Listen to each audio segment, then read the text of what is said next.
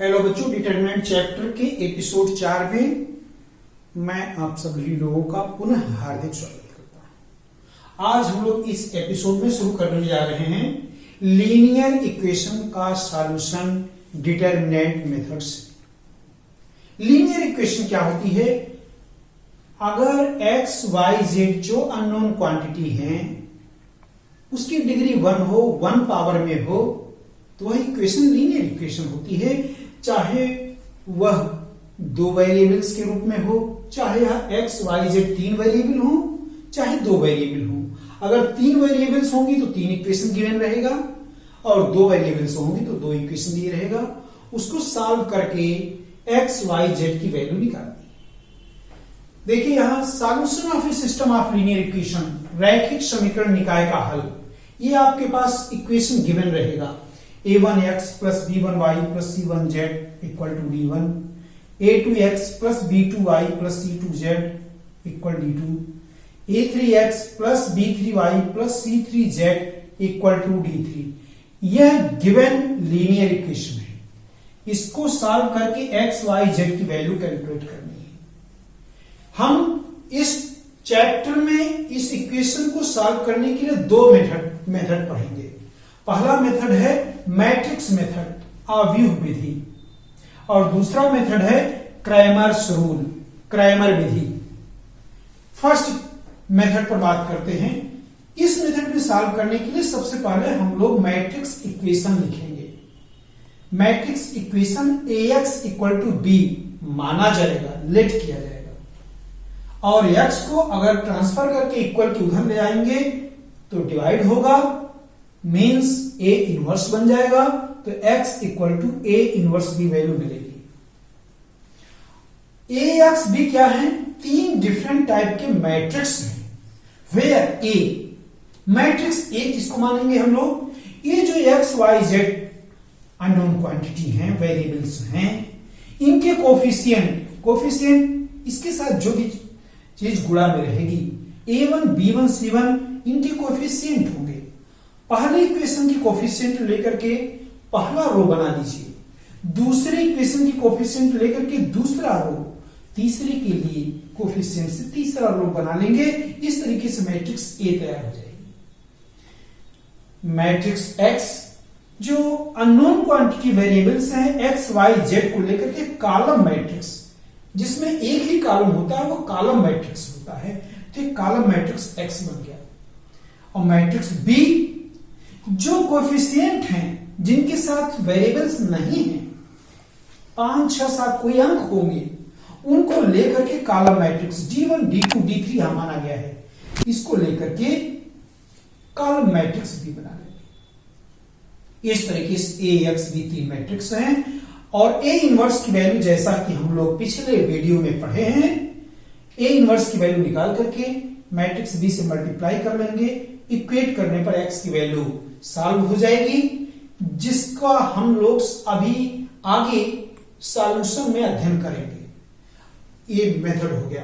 लेकिन इसमें बात आती है कि जो गिवन इक्वेशन है वह कंसिस्टेंट है कि इनकंसिस्टेंट है, सॉल्यूशन उसका निकल सकता है कि नहीं निकल सकता है। नोट कीजिए इसके लिए 3 केसेस।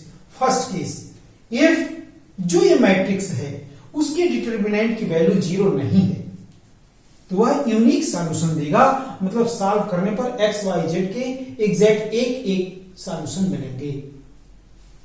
अगर केस सेकंड की बात करें, ए की वैल्यू 0 हो, डिटरमिनेंट ए की वैल्यू 0 हो, और एडजॉइंट ए और मैट्रिक्स बी को मल्टीप्लाई करने पर 0 आ जाए, नल मैट्रिक्स मिले, तो उसके इनफाइनाइट सॉल्यूशन होंगे। इनफाइनाइट सॉल्यूशन होंगे कब? डिटरमिनेंट की वैल्यू 0 हो और एडजॉइंट ए इंटू बी की वैल्यू 0 हो। इस टाइप के दोनों केसेस से बने हुए इक्वेशन वाले सिस्टम को हम लोग नाम देते हैं कंसिस्टेंट सिस्टम, संगत निकाय। संगत निकाय में 2 केसेस बना, या तो यूनिक सॉल्यूशन होगा या इनफाइनाइट सॉल्यूशन होगा। केस थर्ड में आइए, यदि डिटरमिनेंट ए की वैल्यू 0 हो और इसकी वैल्यू 0 न हो, एडजॉइंट ए इंटू बी की वैल्यू 0 न हो, तो इक्वेशन को सॉल्व करना संभव नहीं है, उसका कोई सॉल्यूशन नहीं होगा।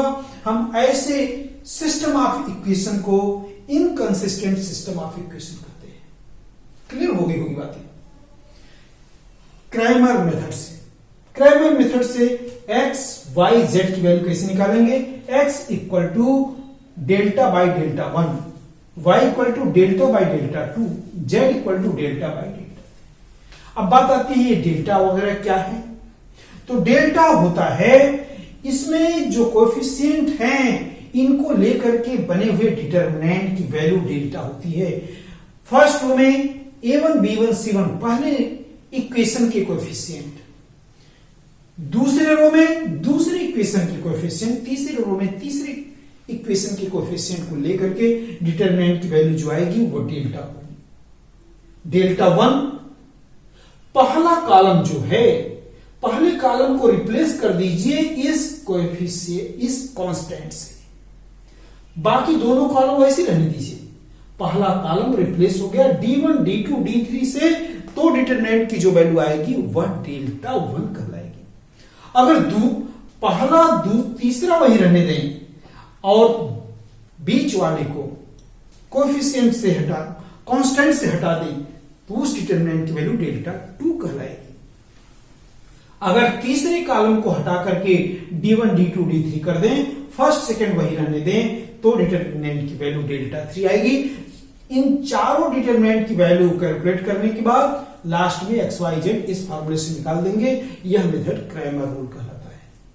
जैसे यहां नोट पढ़े हैं उसी तरीके से यहां नोट पढ़ेंगे कि जो गिवन सिस्टम ऑफ इक्वेशन है वह कंसिस्टेंट है, इनकंसिस्टेंट है, यूनिक सॉल्यूशन है। इस पर टिप्पणी इफ डेल्टा इक्वल टू 0, यहां से delta not equal to 0, delta की वैल्यू 0 ना हो, तब वह system of equation unique solution देगा। केस सेकेंड, इफ डेल्टा की वैल्यू 0 हो और डेल्टा 1, डेल्टा 2, डेल्टा 3 आल्सो तीनों की वैल्यू 0 हो, तब वही इनफाइनाइट सॉल्यूशन कहलाएगा। इन दोनों केसेस वाले सिस्टम ऑफ इक्वेशन को कंसिस्टेंट सिस्टम ऑफ इक्वेशन कहेंगे। संगत निकाय मतलब उस इक्वेशन को सॉल्व करके वैल्यू निकाली जा सकती है। कंसिस्टेंट सिस्टम ऑफ इक्वेशन दोनों cases.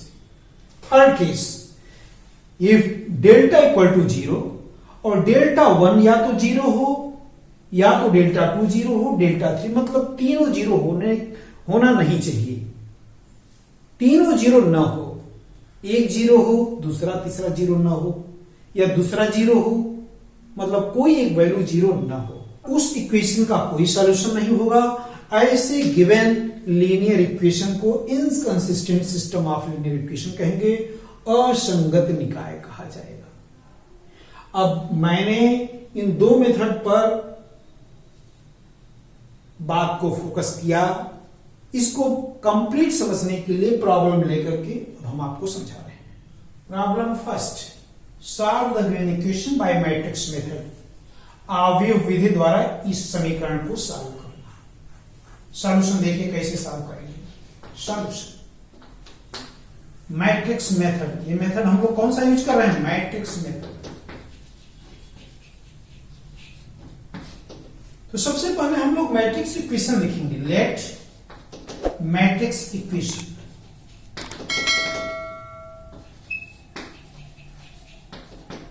AX equal to B implies that, यही कर दीजिए x की वैल्यू इधर ले जाएंगे तो A इनवर्स B बन जाएगा। इसको फोर्थ इक्वेशन कर दीजिए, वेयर A क्या चीज है? A जो है x y z के कोएफिशिएंट को लेने पर बना हुआ मैट्रिक्स। 1 1 1 फर्स्ट इक्वेशन के कोएफिशिएंट फर्स्ट रो।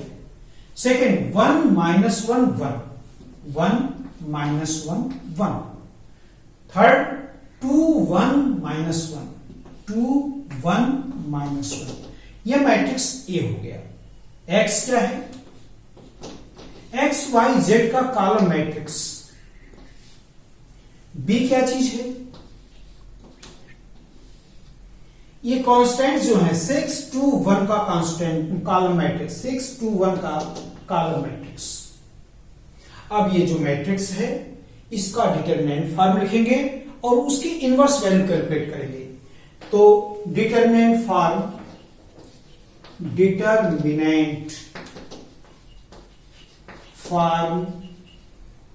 ऑफ ए, तो डिटरमिनेंट फॉर्म नोट कर लीजिए। केवल डिटरमिनेंट के लिए खड़ी लाइन ब्रैकेट के बदले 1 1 1 1 माइनस 1 1 2 1 माइनस 1 2 1 माइनस 1। अब इसके कोफैक्टर्स, इसको नंबरिंग 4 5 6 7 8, इसके कोफैक्टर्स कैलकुलेट करिए। कोफैक्टर्स ऑफ डिटरमिनेंट ई, इस डिटरमिनेंट के cofactors a11 a12 a13 a21 a22 a23 a31 a32 a33।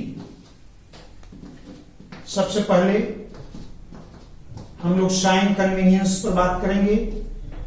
Plus minus plus minus plus minus plus minus plus a11। अब 1 1 means first row first column को छोड़ दीजिए, इसकी value निकाल लीजिए 1 माइनस 1 1 माइनस 1 इक्वल टू 0।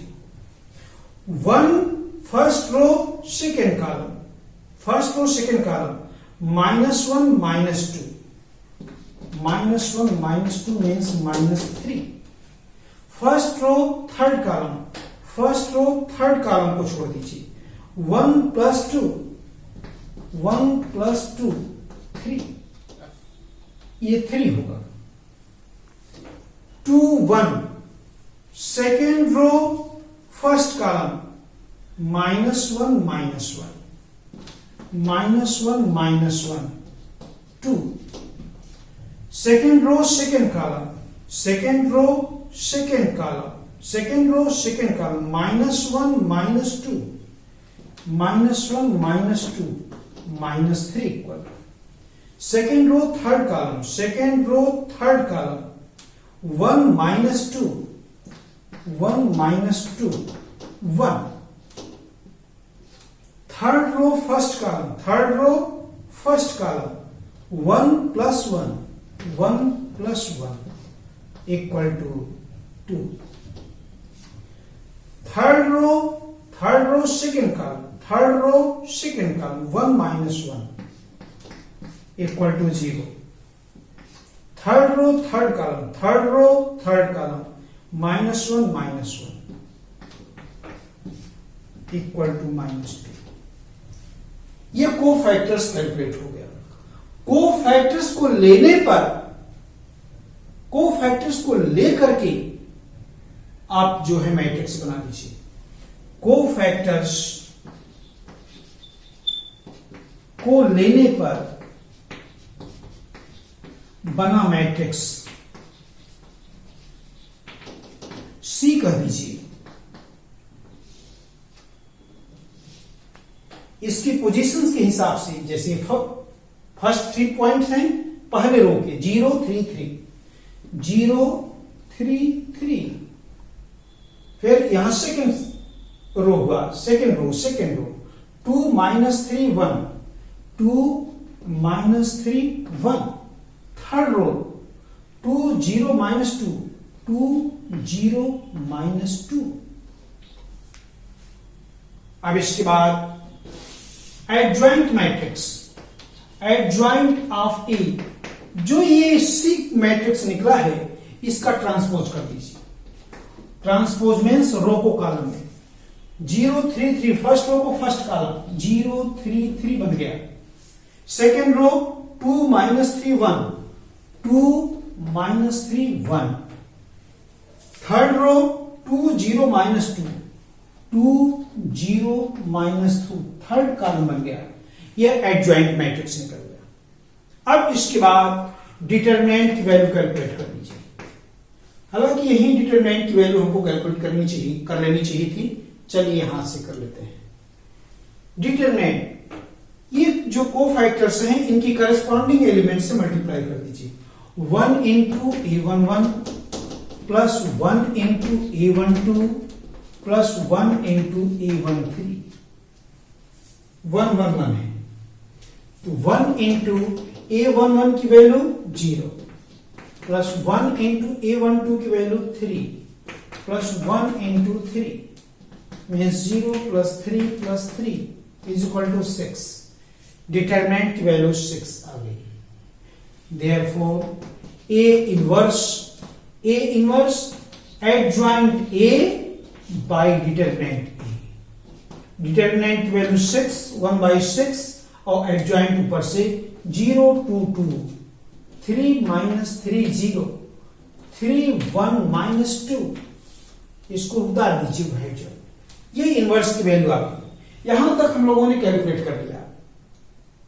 आप इस इक्वेशन 4 से ए इनवर्स को कि मैट्रिक्स को मैट्रिक्स बी से मल्टीप्लाई कर देंगे, एक्स की वैल्यू कैलकुलेट हो जाएगी। बाई 4 इक्वेशन 4, ये 4 जो लिखे हैं जिसको कि मैट्रिक्स इक्वेशन कहते हैं, x equal to A inverse B, सबकी वैल्यू पुट अप कर दीजिए। इसको कहते हैं एक्स वाई जेड का कॉलम मैट्रिक्स। ए इनवर्स हम लोगों ने यहां कैलकुलेट कर लिया है, 1/6 बाहर, 0 2 2, 3 माइनस 3 0, 3 1 माइनस 2, ये ए की वैल्यू। मल्टीप्लाई करना है बी से, बी यहां से देख लीजिए, 6 2 1, 6 2 1, 1/6। इस मैट्रिक्स का मल्टीप्लाई, दो मैट्रिक्स का मल्टीप्लाई करने के लिए मैट्रिक्स चैप्टर में हम लोग पढ़े हुए हैं, रो बाई कॉलम मैट्रिक्स को मल्टीप्लाई करते हैं। इसका रो, इसका कॉलम, 0 का 6 में, 2 का 2 में, 2 का 1 में, फर्स्ट मिल जाएगा 0 into 6 plus 2 into 2 plus 2 into 1।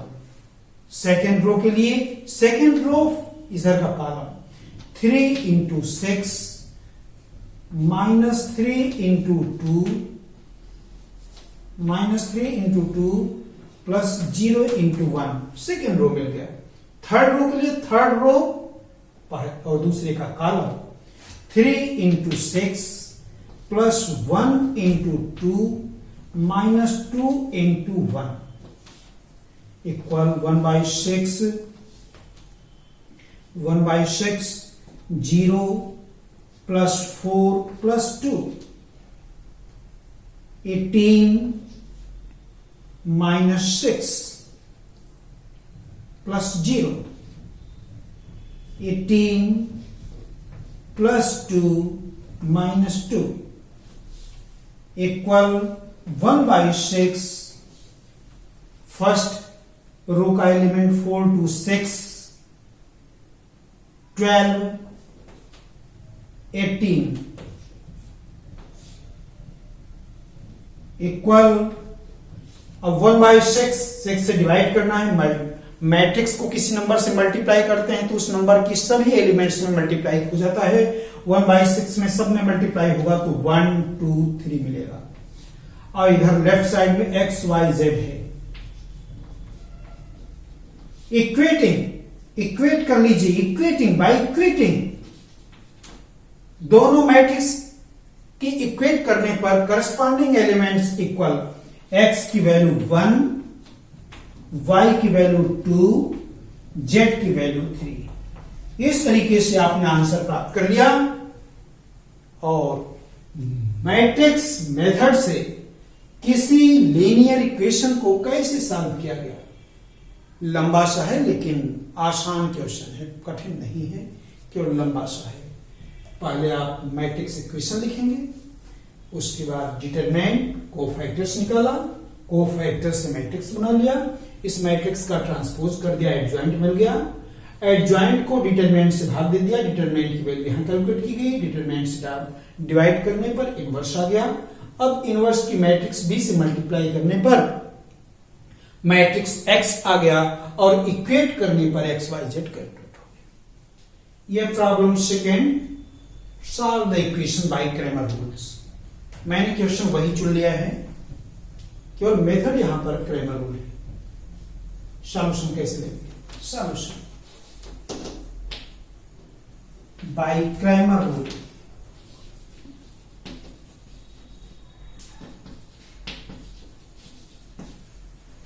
Cramer rule में सिंपल तरीके से डेल्टा, डेल्टा 1, डेल्टा 2, डेल्टा 3 की वैल्यू कैलकुलेट की जाएगी। तो डेल्टा 1 पर डेल्टा, डेल्टा क्या होता है? इनके कोएफिशिएंट को लेने पर बना हुआ डिटरमिनेंट। 1 1 1 फर्स्ट रो हो गया, second row 1 -1 1 1 -1 1, third row is determinant 2 1 -1 2 1 -1। Expand करके इसको कैलकुलेट कर लीजिए। फर्स्ट रो के अकॉर्डिंग एक्सपेंड कर रहे हैं 1, इसको रो कॉलम छोड़ दीजिए, इसको लेकर के कैलकुलेट करिए 1 -1 साइन कन्वीनियंस, इससे जाने वाले रो कॉलम को काट दिया, -1 -2 -1 -2 +1, इससे जाने वाले रो कॉलम को काट दिया, यह मिला 1 + 2 1 + 2, क्या वैल्यू आ गई? 0 -3 +3, यहां 3 1 +3 = 6। डेल्टा की वैल्यू 6 कैलकुलेट होगी। डेल्टा 1 डिटरमिनेंट, डेल्टा 1 डिटरमिनेंट कैसे? केवल फर्स्ट कॉलम को इन कांस्टेंट से रिप्लेस कर दीजिए, सेकंड थर्ड कॉलम वैसे रहेगा। तो 6 2 1 फर्स्ट कॉलम में 6 2 1 1 -1 1 1 -1 1 1 1 -1 1 1 -1। एक्सपेंड करके इसको भी सॉल्व कर लीजिए। 6 × 6 से जाने वाला वो कॉलम काट दिया, 1 -1 -1 रो कॉलम काट लिया, -2 -1 -2 -1 +1 2 +1 2 +1 = ये 0 हो गया, -3 +3 बन गया, +3 = 6 कैलकुलेट हो गई। डेल्टा 1, अब डेल्टा 2, डेल्टा 1 कैलकुलेट करने के बाद डेल्टा 2 कैसे? डिटरमिनेंट कौन सा होगा? जो डेल्टा था उसमें 2 है तो सेकंड कॉलम को इस कांस्टेंट से रिप्लेस करिए, फर्स्ट और थर्ड कॉलम वैसे 1 1 2 1 1 2 ऐसे लिख दिया। इस सेकंड को 6 2 1 से रिप्लेस कर लीजिए, 6 2 1, थर्ड कॉलम वही रहेगा 1 1 -1। एक्सपेंड करके सॉल्व कर लीजिए फर्स्ट रो के अकॉर्डिंग, 1 × -2 -2 -1 -2 -6 × 6 से जाने वाले रो कॉलम कट गए, -1 -2 -1 -2 +1 1 से जाने वाले 1 -4 1 -4, सिंप्लीफाई करिए, -3 और 6 मल्टीप्लाई +18 -3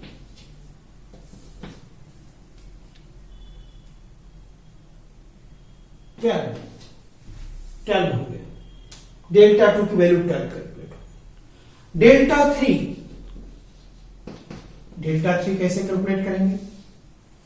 3 है, थर्ड कॉलम को कांस्टेंट से रिप्लेस करिए, फर्स्ट सेकंड वाइज से 1 1 2 1 1 2 1 -1 1 1 -1 1, इसको रिप्लेस करना है 6 2 1 से, 6 2 1।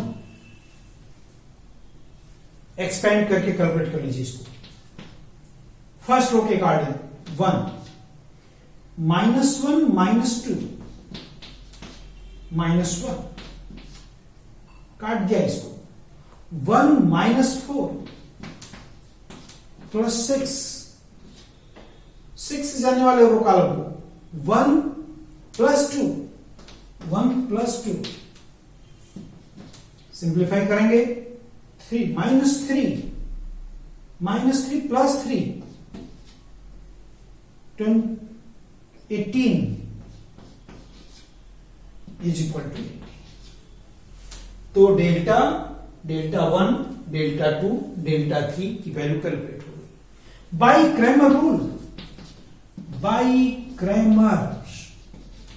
रूल। x y z की वैल्यू डायरेक्ट कैलकुलेट हो जाएगी। x y z, x की value delta 1 by delta, y की value delta 2 by delta, z की वैल्यू डेल्टा 3 बाई डेल्टा। सारी वैल्यूज हमको पता है। डेल्टा 1 की वैल्यू 6/6 = 1। डेल्टा 2 की वैल्यू 12/6 = 2। डेल्टा 3 की वैल्यू 18/6 = 3। इस तरीके से इस लीनियर इक्वेशन का सॉल्यूशन क्रैमर मेथड से हुआ। हम लोग आज के इस एपिसोड 4 में लीनियर इक्वेशन को सॉल्व करने के लिए मैट्रिक्स मेथड और क्रैमर विधि दोनों पढ़ लिया। आज के वीडियो को यहां समाप्त करते हैं। वीडियो को लाइक करिएगा और अगले वीडियो को देखने के लिए हमारे चैनल को सब्सक्राइब करिएगा। धन्यवाद।